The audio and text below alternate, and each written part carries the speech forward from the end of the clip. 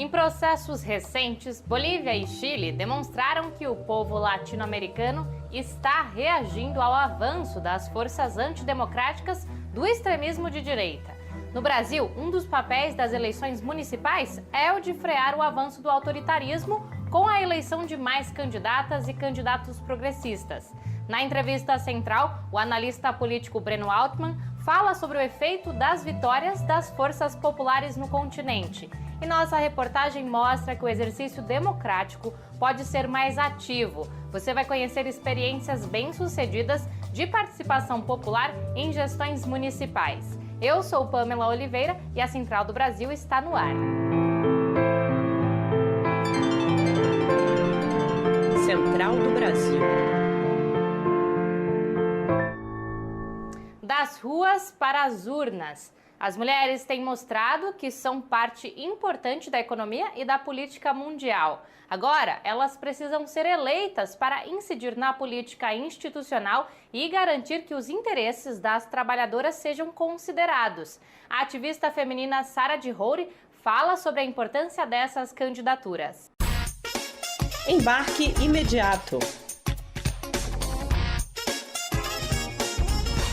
Por que é tão importante elegermos candidatas feministas nas eleições de 2020?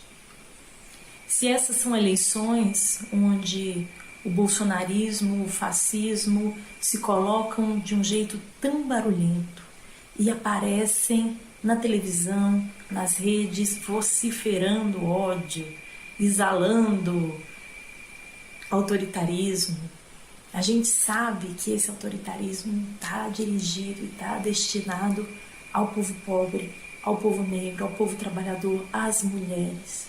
Para responder à direita, o avanço da direita, a perda da democracia, nós precisamos de uma ação política feminista, porque o fascismo já identificou no feminismo um grande adversário. Então, ou nós nomeamos que o feminismo é uma parte fundamental da nossa luta e aprendemos e seguimos aprendendo das lutas nas ruas, nas redes, da resistência feminista, ou vai ser muito difícil, de fato, a gente construir um projeto alternativo ao bolsonarismo nas cidades.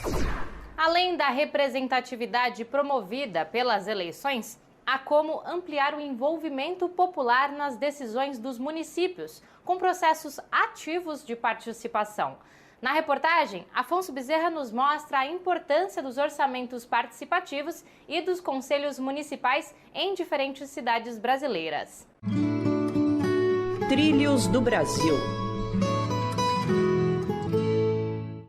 Porto Alegre foi a primeira capital brasileira a implementar o orçamento participativo no final dos anos 80, um método de governo que prioriza a decisão popular.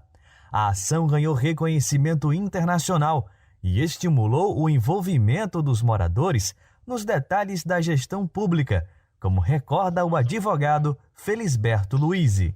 Porque quem vive a realidade, quem passa pelos problemas, são as pessoas. E elas precisam opinar, né? Elas precisam dizer o que elas pensam, elas precisam ver e melhorar a cidade. O governo Bolsonaro tenta minar os espaços de participação popular. Em 2019, tentou extinguir mais de 700 conselhos, como os da pessoa com deficiência e da segurança pública. O receio é de que esta postura contamine estados e municípios, o que faz o tema ser central nestas eleições. Quem foi contemplado por uma obra decidida coletivamente não esquece. Silvia Rodrigues participou das assembleias do Orçamento Participativo de Belém no final dos anos 90 e recorda as conquistas de sua comunidade na época. A avaliação que eu faço é extremamente positiva, porque as pessoas aprenderam como é que se dá esse processo da gestão pública. Em Fortaleza, a população também teve voz no governo municipal entre 2005 e 2012. Carlos Moleque, integrante do Levante Popular, recorda das conquistas populares e defende que este modelo de governo fortalece a democracia.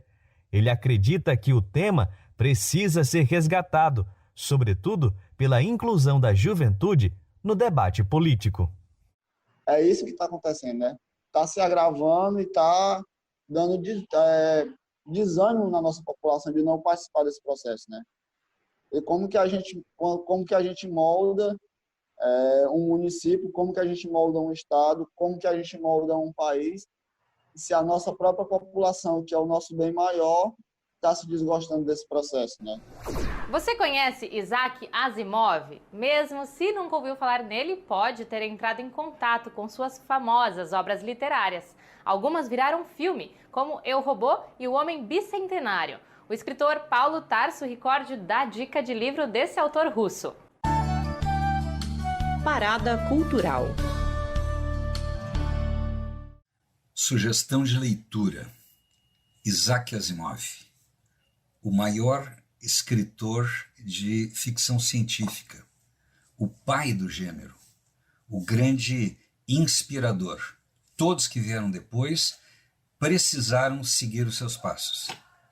O Asimov coloca numa robótica extremamente desenvolvida, ao ponto de que os robôs se parecem com pessoas. O Blade Runner foi escancaradamente inspirado nos contos do Asimov.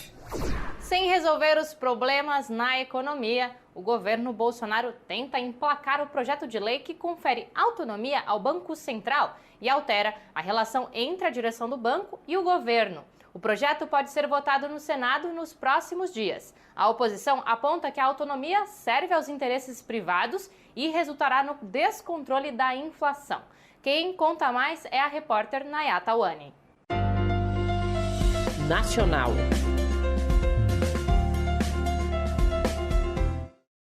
Está tramitando como prioridade no Congresso Nacional o projeto de autonomia do Banco Central.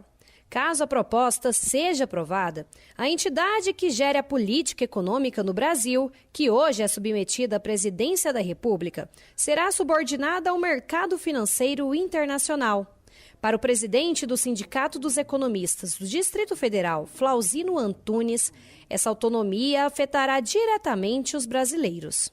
Essa independência tem caráteres ideológicos, caráter que visam colocar o Banco Central mais próximo do mercado, ou mais controlado pelo mercado. O que isso representa? É que os bancos e instituições financeiras terão mais autonomia para interferir nas políticas macroeconômicas do país aos seus interesses. O Banco Central garante a estabilidade e o sistema econômico do Brasil. A economista de Rondônia, Marcela Bonfim, explica que a proposta vai interferir diretamente na inflação, provocando o aumento do preço dos produtos e abandonando a necessidade dos brasileiros. A possibilidade de autonomia desse Banco Central vai impactar principalmente nessas distâncias. Seriam praticamente duas políticas existindo num país que está extremamente deteriorado até mesmo pelas próprias decisões do governo. E isso poderia ocasionar bastantes distúrbios na relação do emprego e da própria fluência da economia, impactando sobretudo o trabalhador, aquele que está na ponta, consumindo por necessidade. Quase 80% das pessoas chilenas votaram por uma nova Constituição para pôr fim ao legado do ditador Augusto Pinochet. 10 dias antes, a Bolívia elegeu o candidato do partido Movimento ao Socialismo, derrotando o golpe realizado ano passado contra Evo Morales. Jonatas Campos conversa sobre o tema com o editor do portal Opera Mundi, Breno Altman. Entrevista Central. Hoje a entrevista central é com Breno Altman, jornalista, analista político e editor do site de notícias Opera Mundi. Breno, agradecemos sua disponibilidade. As forças populares tiveram vitórias importantes na América Latina, na Bolívia e no Chile. Estamos diante de uma nova onda progressista na região? Eu creio que nós temos sinais importantes, razoavelmente sólidos, de que as forças progressistas começam a sair do período de defensiva em que se encontravam nos últimos anos. nós podemos identificar na eleição de López Obrador no México, na de Alberto Fernandes na Argentina, agora com o resultado extremamente positivo, com o triunfo de Lúcio Arce na Bolívia, com as lutas populares no Chile e na Colômbia, e no último domingo, evidentemente, com o resultado esmagador do plebiscito pró-constituinte no país andino. São todos sinais que vão revelando a emergência de uma contraofensiva das forças de esquerda. Temos que aguardar as próximas semanas e meses para vermos se essa contraofensiva realmente se consolida e se ela se amplia por toda a América Latina. A Bolívia levou um golpe duro, um golpe violento no ano passado, um ano depois, essa vitória eleitoral. E comparando com o Brasil vem levado uma série de golpes. O impeachment, você falou, a prisão do presidente Lula e essa vitória da extrema-direita com Jair Bolsonaro. O que explica essa vitória do MAS na Bolívia? Eu acho que a principal explicação, Jonatas, está na questão colonial. Devemos tratar a questão indígena na Bolívia como uma questão colonial. Não é uma questão racial. Os povos indígenas da Bolívia, os povos originários, eles sempre foram sujeitos à colonização das elites capitalistas ou latifundiárias brancas de ascendência europeia ou crioja. Com Evo Morales, ocorreram dois fenômenos. O primeiro fenômeno, uma integração entre as organizações dos povos originários e a esquerda boliviana de origem socialista e marxista. Há um segundo fenômeno.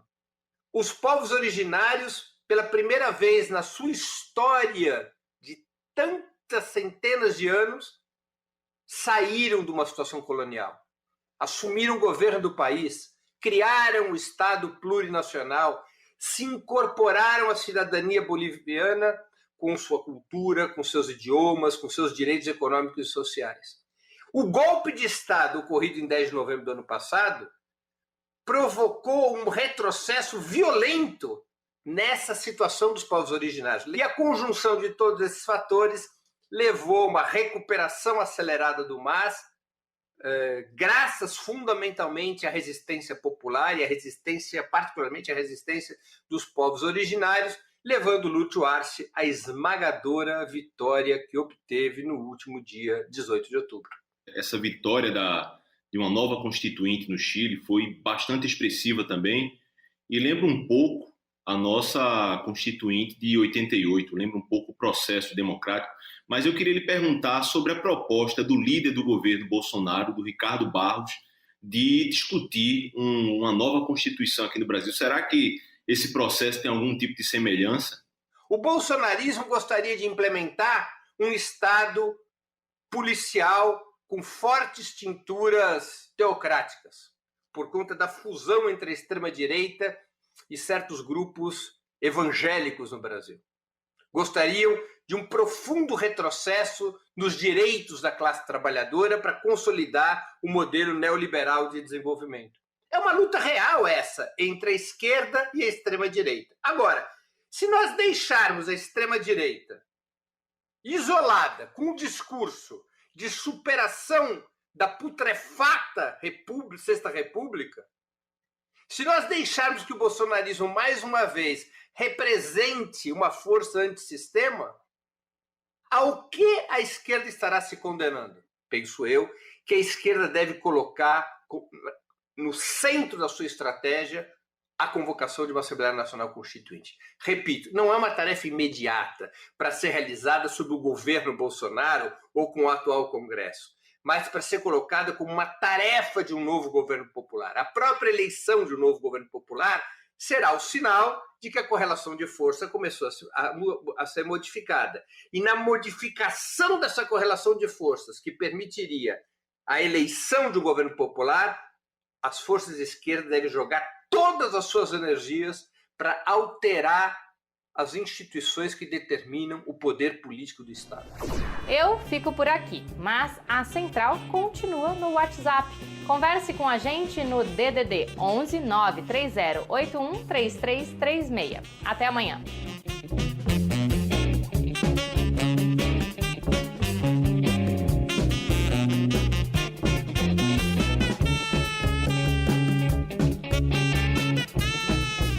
Central do Brasil, a rede de comunicação dos movimentos populares.